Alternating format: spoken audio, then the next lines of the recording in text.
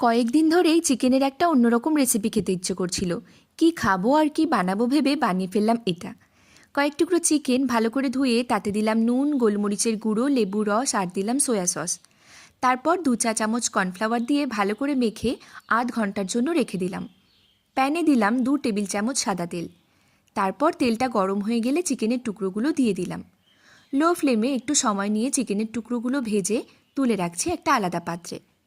বাকি যে তেলটা আছে তাতে দিলাম রসুন কুচি আর দিলাম আদা কুচি। তারপর দিচ্ছি একটু বড় বড় করে কেটে রাখা পেঁয়াজ আর টমেটো কুচি। দিলাম স্বাদ মতো নুন, গোলমরিচের গুঁড়ো, সয়া সস, টমেটো কেচাপ।